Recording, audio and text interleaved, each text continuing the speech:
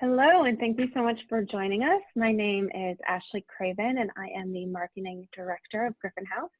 And today I am joined by the lovely Dr. Elizabeth Joy Irwin.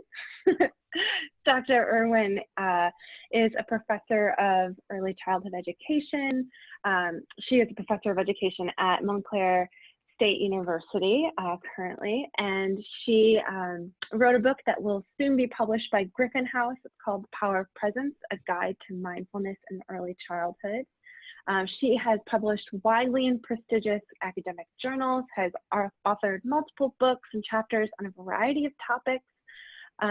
She has tons and tons of experience in early childhood, and she has engaged in educational inquiry and projects with universities around the world. Dr. Irwin currently lives in New York City, where she practices yoga and meditation every day. So Dr. Irwin, hello, and thank you so much for joining us. Hi, Ashley. Great to see you as always. Thanks for inviting me. This is great. Good to see you. Oh, yes. So today I'm excited to chat with you about, how to create your own retreat. And, right now we're in this interesting period. I've heard it be referred to as the Great Pause, which I think is a beautiful way to look at it, to look at what's happening in our world right now. So I would love to get your thoughts and feedback on, what is a retreat and what is the importance of it for both adults and for children? Very good questions as always. It's interesting. Yes, this pause, in the book that's currently in press now with Griffin House, there's a whole chapter on pausing. It's interesting. And I think of it as the power of the pause. There's a lot of power that we don't even realize when we take the time to pause. And just as you said, this global pandemic, I think, is an invitation and an opportunity to really step back and to pause. We don't have a choice. We're not able to go out and do our day-to-day activities. Everything has changed in terms of how we interact and how we shop and how we live for the time being. And so this whole idea of pausing, taking a moment to stop, to like really stop. And I think of it as the RE words. I may have mentioned that in a previous talk we had, but I do think it's a time to pause and look at those RE words like reviewing, our priorities in life, or renewing, or rejuvenating, or resetting, our goals or dreams.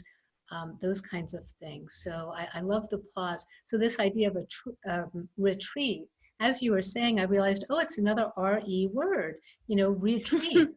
I guess I never thought about it in this way, but, a treat is something, we treat ourselves to, and RE is like again and again. So in a way, it's this process of constantly revisiting this treat, whatever the treat is. And I think people often go on retreats, right, to rejuvenate and to rediscover and redefine and all these kinds of things. And, I'm wondering how we can use this time as a retreat for ourselves and the young children in our lives. Just thinking about retreat a little differently, though. Instead of going somewhere, it's kind of being home. Yeah. Exactly. I was just going to, translate that myself. When you think of a retreat, I think of, so I've gotten invited to yoga retreats in Hawaii, or I think Bali. Sadly, I haven't been able to go, hopefully someday. But when you think of the word retreat, you think of going to some far off, amazing destination. But, it doesn't necessarily have to be like that. And it sounds like, in the way that you're explaining what a retreat is, it's an opportunity to slow down. And I think, you kind of think of a vacation and a staycation. You can, by doing either of those things, accomplish the same thing. And that is get out of your routine and treat yourself. treat yourself with patience and kindness and slowing down and what have you. And so I love that idea that a retreat or a vacation can happen even if you're at home, which so many people around the world are right now. Yeah, excellent points. Absolutely. And, I'm thinking that it's worthwhile to explore, like if you were going on a retreat right now, or anybody, you know, what would you want out of that retreat? Fresh perspectives about your values, or maybe priorities, or new directions, or maybe to reignite some dreams, So I think it's interesting to explore. So if you were going on a retreat, what is it that you would hope for? And whatever those ideas that are coming up, those are the ideas to bring into our homes right now, and to reconsider and to redesign, whatever that looks like in our lives. And that word RE, it's again and again. So I kind of think of retreats also, even though they do tend to be one-shot deals, like you're going away somewhere to rejuvenate, or in a way though, it's only the beginning, or a continuation, I should say, of this revisiting and rebalancing of life. So a retreat doesn't or shouldn't necessarily just happen once. It's really part of an ongoing kind of exploration, um, in this journey we call life. Yeah, that's so true. What are ways that you think that, excuse me, that families could create a retreat for their children or their child right now, being that they are at home during this great pause, during this, during this time? It's a great question. I always start with the adults, because I think if we're, calm in our bodies and quiet in our minds, that's what we're going to transmit, to children. So I always spend a lot of time thinking about, our behavior. I do think it's how here's another RE word, how we reframe the conversation, and how we talk about it. I hear people, and there is a lot going on, so this is not to minimize anything, because, I was teaching last night, my grad class, and on Zoom, and we were talking about, what are some of the things you're dealing with? And, one of my students' grandfather had just passed away last week, and, somebody else's father is a police officer, and somebody's husband, is a physician. So there is a reality here, and clearly that needs to be acknowledged, and actually just noted in terms of like the deep gratitude for people out there. So, but with that said, I think there's ways to also find retreat, so we're not in this constant ball of stress. And my yoga teacher was talking about how stress turns into fear, and then that fear turns into almost panic, and it's hard to get back once we're in that state of panic. It's much harder, and then we're not rational in our decision making and the choices we make. So if we can kind of identify that stress before it gets kind of full blown, and that's why all these practices we're talking about, they just talked about stillness and inviting that in, and this idea of a retreat. So how to bring retreat, into our homes, and how to do that with children. I think it's really just making the decision to do that. So as I was saying, sorry, I took a detour a little bit, but reframing, the conversation. So you and I were talking about, instead of people maybe talking about how they're stuck at home, well, how wonderful that we get to be home, we get to be all together, and we're safe here, or other kinds of things. It's kind of reframing it. And so the words, kind of the negative words, are replaced by either neutral or positive words. And I think that's something, you know, it's a constant kind of thing. And when we invite that kind of talking with children, that discourse with children, they help us also talk about things in, you know, a new light. So I think that's an easy way to start. You know, how we talk about things is going to reflect how we think about things. Um, and I think that's Right. the beginning. Yeah. And what about, you know, creating new routines or new practices? You talk about stillness and you talk about nature and the importance of nature. What are some ways that families could integrate those different concepts in their retreat at home? Well, it's going to depend, you know, on the family and what's important, but I think a good way to start is to think what is important in our lives. And if we want to invite, for example, more stillness, um, how do we do that? And some people create kind of these stillness spaces or silence spaces in their homes. And it could be a corner. I mean, you don't need a separate room, although that's lovely. It just could be a corner in a room, or it could be a pillow that you sit on, and when you go there, you feel peace, and or just take time out. It's really nice to be able to do that together. You know, to sit together in silence, even if it's for a minute or 2 minutes, to just sit and breathe, have your eyes closed. So I think just making the decision to do that would be the first step.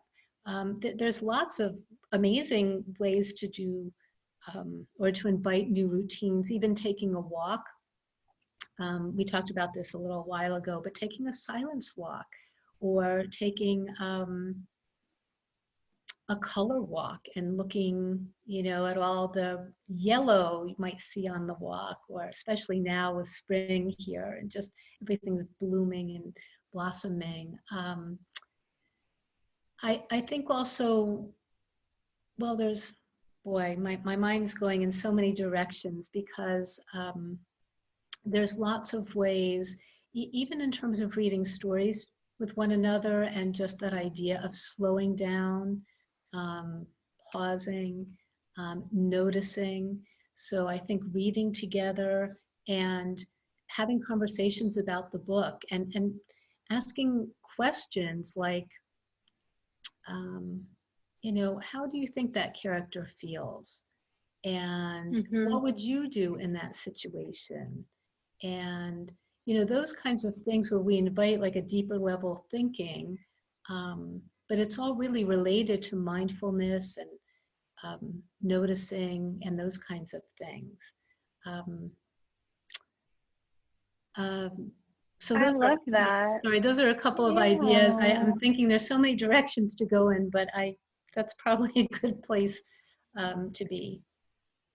Right, a good place to start. I love that. Well, thank you for sharing those ideas. I think, you know, everything from how do you reframe what's happening and how do you, you know, have a conversation with your child or your children about, you know, the opportunity that's presenting itself. Mhm. And then I think, you know, going through and having that affect your routines. How are you, you know, what are the different ways that you could practice presence, practice stillness, and practice opportunities to develop new skills, whether it's going for a walk or reading a story or finding a, you know, your silence or your mindfulness little corner of a room or what have you. So I think that's all beautiful. Thank you for sharing those ideas, Dr. Irwin. Oh, Um, you're so welcome. You know, I just, as I'm thinking, you know, there are other simple ways. I know we're about to sign off, but even practicing yoga together, even if you've never taken a yoga class or done yoga, you know, there's lots of books about yoga. And since we're not able to leave our homes, there are, you know, lots of opportunities to learn about yoga and to explore that together with children.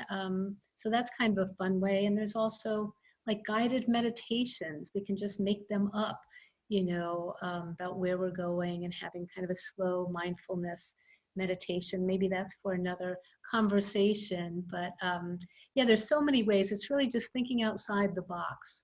Um, and figuring out just how to invite, stillness and that sense of retreat into our lives, today and also moving forward.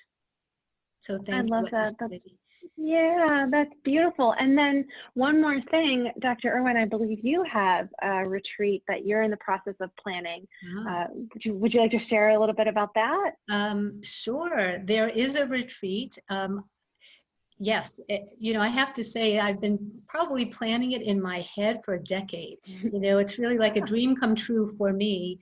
And it is in Bali, and it will be in January of 2021. And it's going to be, around mindfulness and also developing and deepening a practice. And it could be any kind of practice. People are going to come with, maybe an interest in deepening their teaching practice or a musical practice or a yoga practice or writing practice, whatever it is.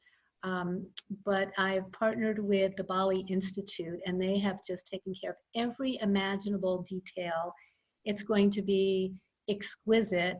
I've never been there, so there's just going to be a perfect balance of, beauty, stillness, adventure, deep inquiry. It's, I think, a trip of a lifetime. So thank you for letting me talk a little about it. Several months Of away. course. Very excited. Yeah. Right. Well, it sounds absolutely lovely. And we'll be sure to share a link to register along with this video. Oh. But thank you again, Dr. Irwin. We truly appreciate your time and your expertise and all of these great and approachable ideas that you've shared with us today. So thank you. Oh, thank you, Ashley, as always, for inviting me. It's always a delight to speak with you. Thank you. Thank you. And everyone, thank you for joining us. We'll be sure to post other links so you can learn more about Dr. Irwin, and you can work alongside her with breathing exercises and other video content where you can learn about stillness and much, much more. So thank you.